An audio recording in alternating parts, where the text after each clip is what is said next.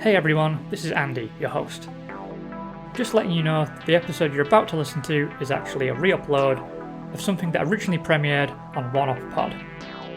If you're a fan of this series, I strongly recommend you give that podcast a try.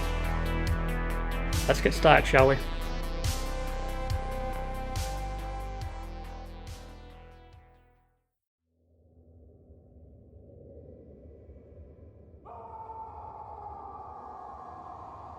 What up, fuckers? It's Andy of the One Up Pod.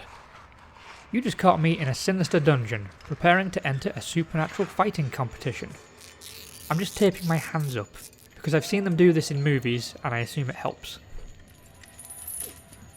The spectral monks who preside over this tournament have just arrived to escort me to the first stage of combat.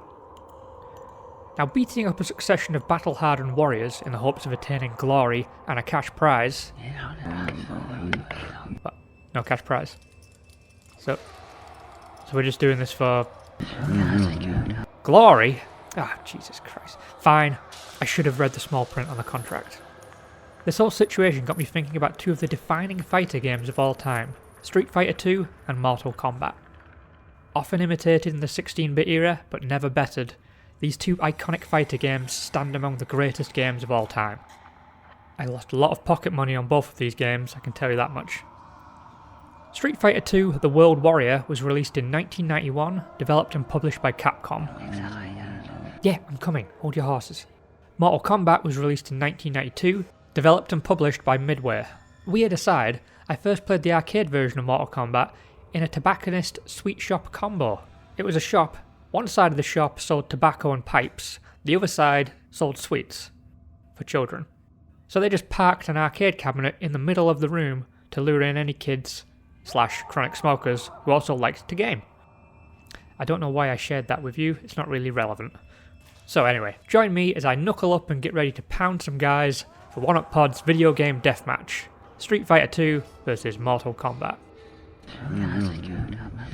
No, I heard it.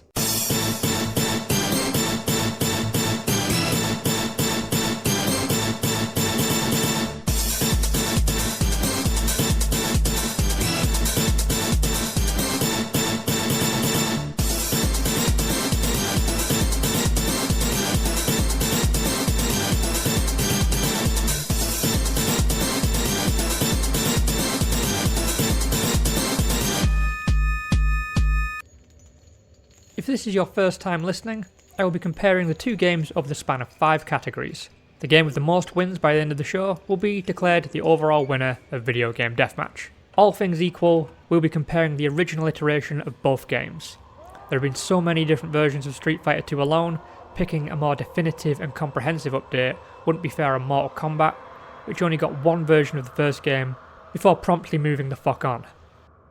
The 5 categories we'll be looking at are presentation, characters, gameplay, special moves, and historical impact. Okay, I'm being led to the fighting arena for my first match. I'm sure they won't mind if we get started, so let's do it. Round 1. Presentation.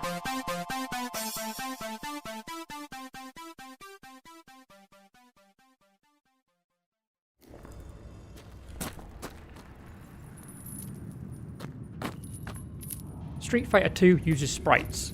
Beautiful, crisp, clean sprites. There's a vibrant use of colour in the main sprites and a frankly insane level of detail in the backgrounds. We take hyper-detailed backdrops for granted now, but at the time, having these stages teeming with life and action of their own was remarkable. The animations are as slick as you could hope for in this era. Not smooth, the frame rates don't allow for that, but every frame was selected wisely to maximise the sense of movement and impact on screen. There are rarely frame rate drops either, things keep moving at a steady clip. It feels fast and fluid, even when it's technically not.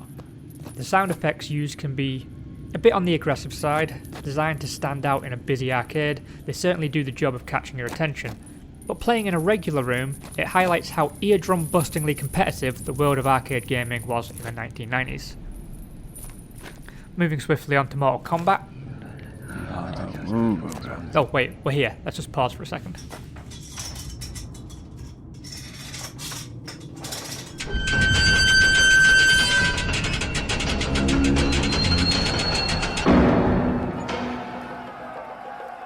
Wow, this is quite the grubby little fight pit we're starting out in. Huh. My first opponent is dressed like a fairly generic looking kickboxer. Fight! Wait, I wasn't ready. The fuck? He threw a fireball at me. I didn't know people could do that. So how did he manage to miss me? That thing was fucking huge. Fuck. Slow down, man. Jesus fucking Christ. Fuck me. That's right. Piss around me, you little bitch. Oh, fuck me. So, Mortal Kombat. This game was famous for its use of digital scans of actors instead of hand-drawn sprites. It's easy to forget this, as many will just remember the vaguely fuzzy and muddy look of the home console parts, but the digitised sprites in the arcade release were crisp and brightly coloured. There was a lot of detail on display in these character models. It may be hard to appreciate if you weren't alive to see it, but this sort of thing was mind-blowing at the time. Seeing a recognisably human face in a fighting game was unbelievable, even before that face was removed from somebody's shoulders moments later. Fuck, he's coming at me again.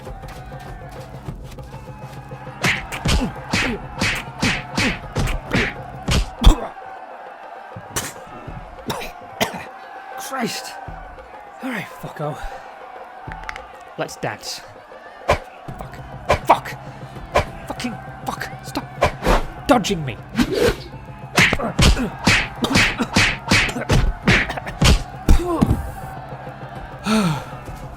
Okay. I'm going to stay down on the ground for a little bit. He doesn't seem to employ any ground-based offense, thankfully. He's just shuffling back and forth a lot. So Mortal Kombat's animations are, much like Street Fighter 2, about as smooth as you could hope for. There's a speed and coherence to the way the characters move and strike, even if the models are at times positioned in a quite rigid way. It's not a slam on the visuals, which were insanely impressive at the time. Rather, it's noting that perhaps the wow factor behind the tech helped cover for some flaws. The backgrounds are rather bland and forgettable too, as most of the attention was placed on making the player models look good. The sound effects are pretty grating. Sounds are the one area where a lot of these games appear to fall short. Stand up! Okay, fine. So despite his kickboxery appearance, he's heavily favouring his fists. I'm going to go ahead and try something. Namely, crouching and kicking him in the kneecaps as hard as I can.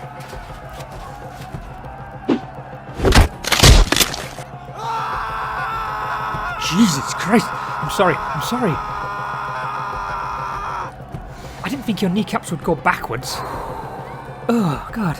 I didn't mean for this. But then again, you did throw a fireball at me. Ugh, the bones sticking out, everything. This is gross. Could somebody get a medic? Oh, here comes one of the hooded monks. He's dragging a massive iron mallet. Oh, shitting hell. Okay, wow. He just caved his entire head in. I didn't know this was a death tournament. But, in fairness, I thought there was a cash prize, so this seems to be a lesson in always reading the fine print when you're signing up to a supernatural fighting tournament. Anyway, for the crisp visuals, the attention to detail, and the slicker animation, the winner for round 1 is Street Fighter 2. So, I guess I won that one.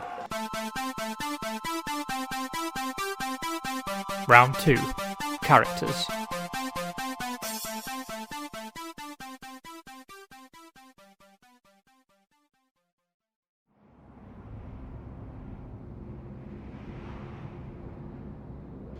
I've been taken to the next fight. It's atop a huge platform overlooking a pit of spikes. And they are crazy levels of polish too. Who even does that? Whose job is it to polish spikes? Do they use a ladder or ropes? Or... I didn't see you there, sorry. Okay, the hooded monks have told me my next opponent is here. Oh, it's a woman. She looks like she's wearing SWAT team body armour. And she's got fucking shock batons.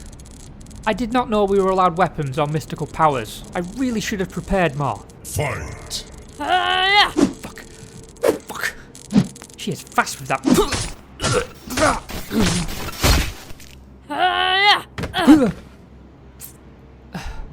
She kicked my leg out. That's not fair. Okay, she's backed up a little bit. Okay. So, Street Fighter 2 has 8 playable characters and 4 bosses. The characters are Ryu, Ken, Chun-Li, Guile, Zangief, E Honda, Dalsim, Blanca, and the bosses are Vega, Balrog, Sagat, and M. Bison. Can you just let me get off the floor? Sorry.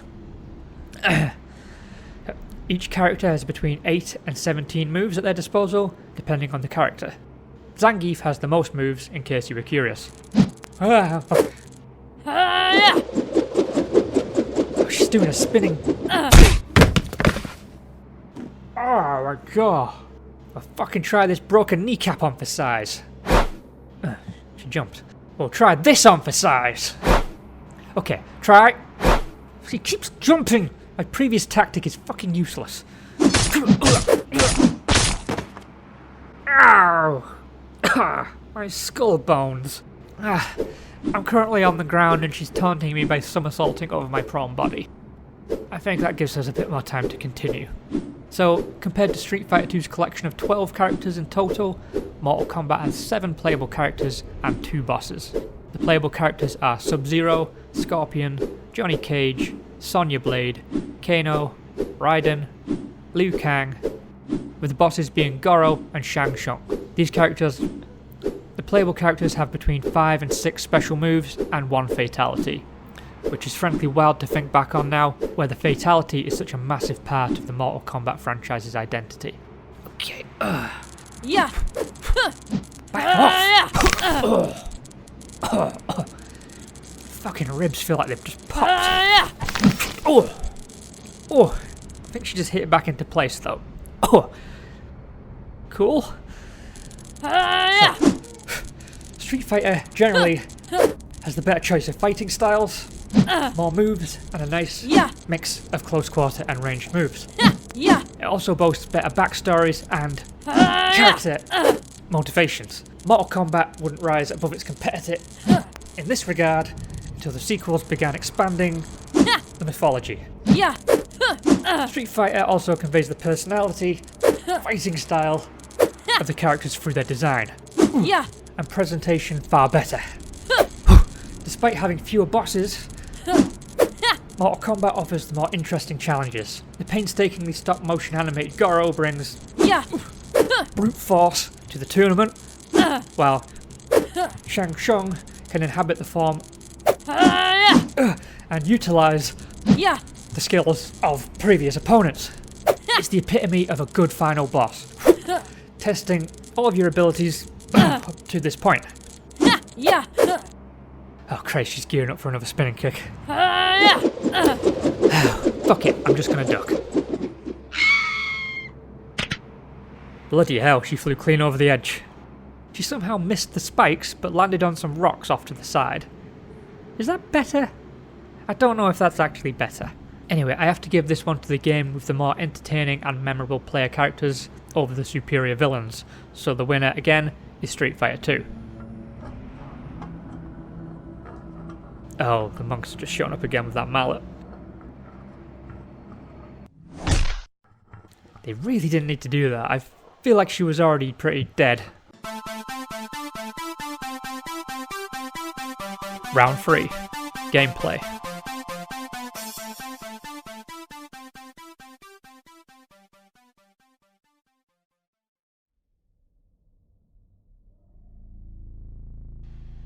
I'm being led to my next fight, so let's get into gameplay.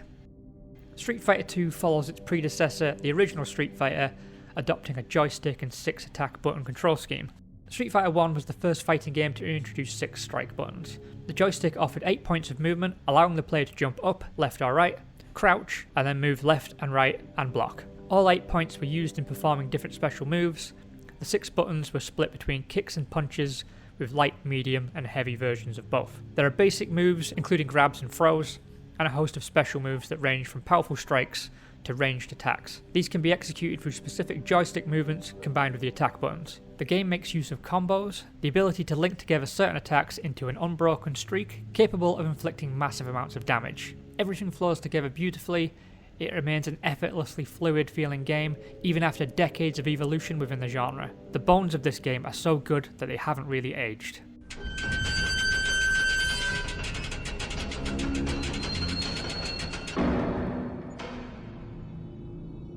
Oh. I'm in a room of mirrors. It's weird. One of the mirrors is rippling? Oh wow. Okay. So for this round it appears they ran out of character ideas, so I have to fight the evil mirror version of myself. Well, I don't think I agree with that characterization if I'm being honest. Sure, I was plucked from an alternate dimension, but that doesn't mean it's the evil one.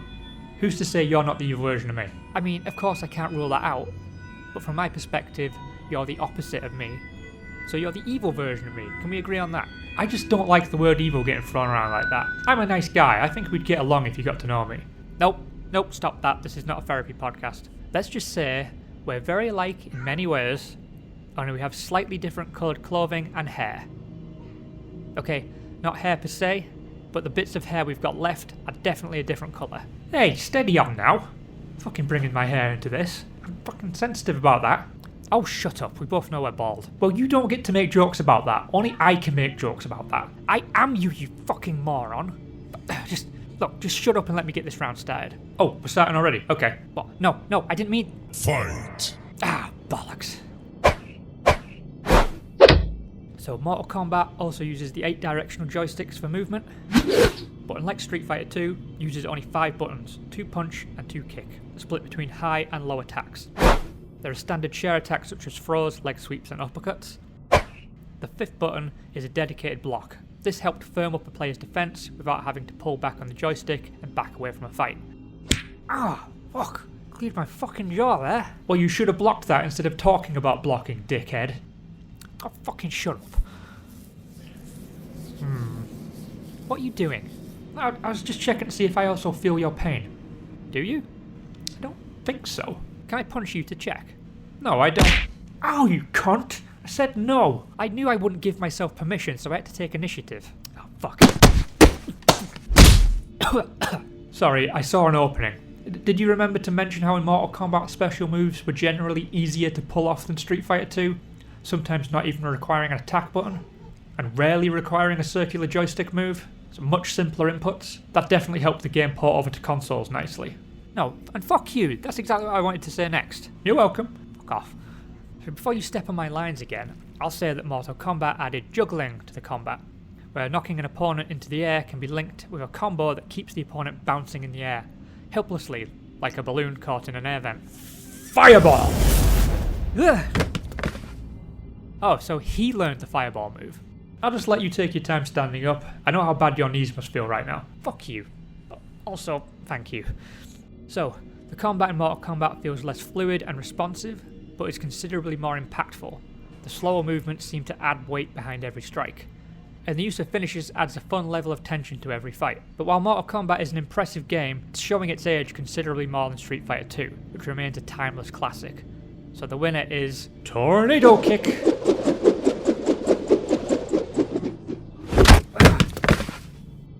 How does he keep doing all these fucking moves? Wait, if he's me, and I'm him, then... Oh, it's been so obvious the entire time. He's just guessing! The button mashing of the brain, of course! Now let me try... Inferno Punch!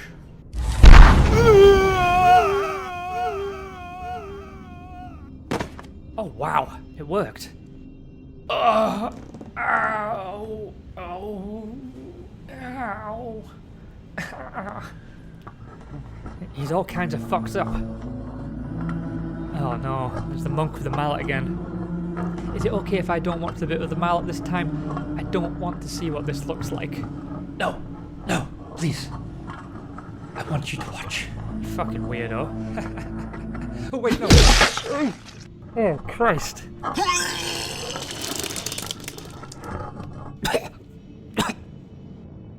The winner is Street Fighter 2.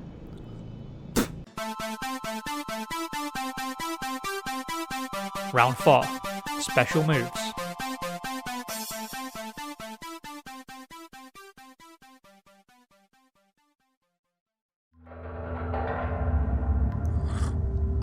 Okay, After being served a glass of tap water and a ginger biscuit by the hooded monks, I'm feeling a bit better after the previous round.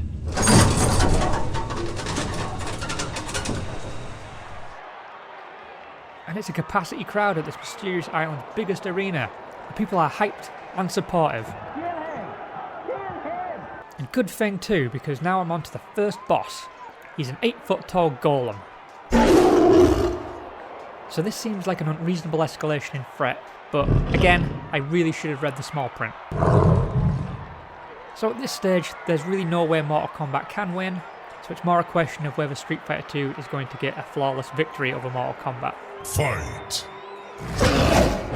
Oof, Christ, he's got big hands. The fighting genre became defined by its special moves in the wake of Street Fighter 2. Before then, you'd be lucky if your character could kick and punch. So what makes a good special move? Memorability, impact, and a balance between accessibility and sophistication. You want your moves to look cool, cause respectable amounts of damage, and be just challenging enough to pull off that it's a skill, but easy enough to execute that you can look into it enough times to start mastering it. Ooh. Shitting crikey, that guy hits hard. Okay.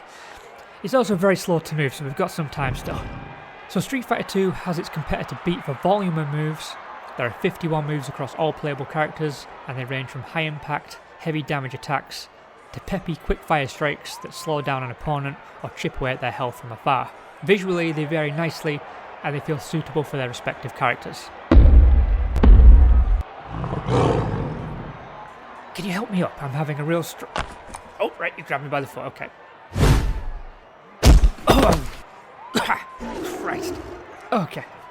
Mortal Kombat has 17 regular special moves, and most of them are just variations on each other. Most characters have a projectile attack. Some attacks are just fancied up punches and kicks. They're not particularly exciting, aside from Scorpion's spear attack. It's really all about the finishing moves. Each character has one, and all of the game's visual and mechanical imagination goes into these moves. They all feel unique, and they all feel like they fit their characters. They leave the biggest lasting impression on me, outside of maybe the Fireball or the Dragon Punch from Ryu and Ken in Street Fighter 2. Oh god, he's coming back. I don't have many more punches left in me, I don't think. I've got one chance, and I'm going to have to take it. I'm not particularly proud of what I'm going to do.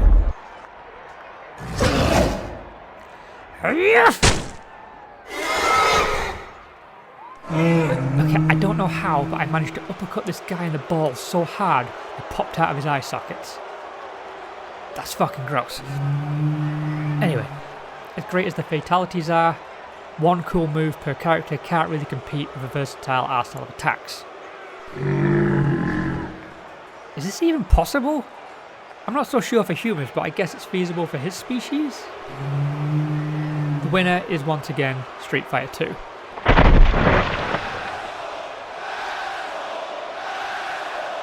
So, on to the last round, eh?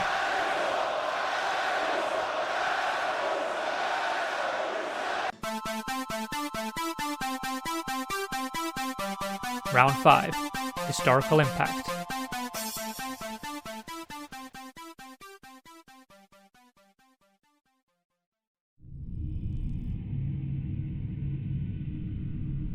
And finally onto the big boss, the man in charge of this whole thing. And he doesn't look so tough. Kind of a small old man. I think I might have this. The historical impact of Street Fighter 2 cannot be overemphasized. It popularized the fighting genre into a global phenomenon as opposed to a niche product. The esports scene for fighting games is $1 million business now. The game is also responsible for the inadvertent introduction of the combo system. What was initially a flaw in Street Fighter 2's code became the standard for fighting games going forward. It's the best example of a bug becoming a feature that I can think of. Fight! Jesus fuck. Okay, he's fast. The combat style of Street Fighter 2 also began to inspire side-scrolling beat-em-ups to use more sophisticated combat systems. Oh. Its impact on the franchise itself is undeniable. The series spent 5 whole games iterating on this one game before it even thought of moving on to a Street Fighter 3. That's how well Street Fighter 2 was doing.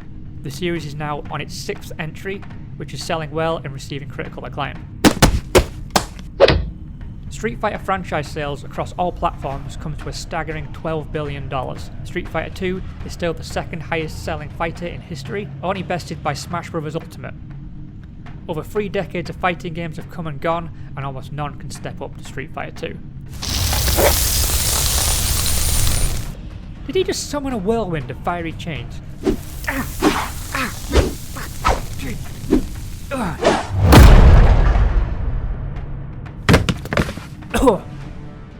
Yes, he did. Mortal Kombat was at the forefront of the ultra-violent gaming boom, followed by games like Doom. It was a big deal. There were congressional hearings about this fucking game. There were numerous copycats that followed, many struggling to recapture the magic that Mortal Kombat created with its use of fatalities. Even Street Fighter copied Mortal Kombat's style with the movie tie-in for Street Fighter the movie. Hey! He just split himself into 2 people. You shouldn't be allowed to clone yourself. Double punching me. I'm being DP'd right now. Mortal Kombat franchise sales for arcade see this series in 4th place, but on console, where these games predominantly drop now, Mortal Kombat massively outperforms Street Fighter, making 50 million compared to Street Fighter's 30 million. The Mortal Kombat series has been on an unbroken hit streak of late, with the previous 2 games being in the top 10 best-selling fighting games of all time. The latest entry, Mortal Kombat 1, is already selling really well and is recently nominated for Best Fighting Game at the Game Awards.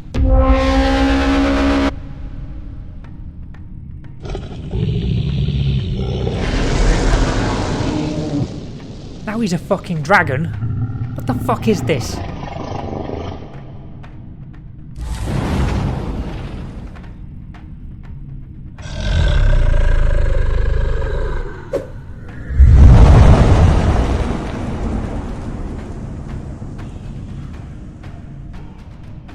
I really feel like this is cheating, but as established, I didn't read the terms and conditions of the contract.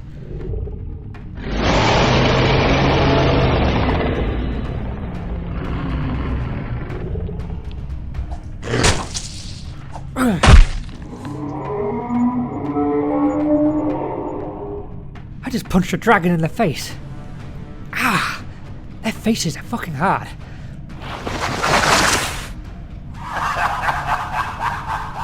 Fuck all this shit. Wait, Monk, give me that fucking mallet. Oof. He went down harder than I expected. Oh, Jesus. He's all kinds of messed up. So yeah, Mortal Kombat is undeniably influential and as a franchise has found success of its own that arguably eclipses that of Street Fighter, but they owe all of this to Street Fighter 2. Every fighting game that's worked in the decades since Street Fighter 2 are walking the trail that Capcom's smash hit already blazed. Hold on, calm down everybody, I will sort this out. The winner is Street Fighter 2.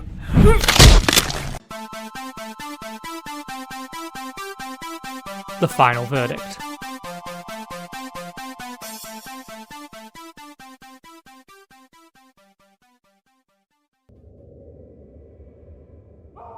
Okay, so according to the fine print in the contract, you are, under no circumstances, allowed to touch the ceremonial mallet, especially not to cave in the skull of the CEO of the entire tournament.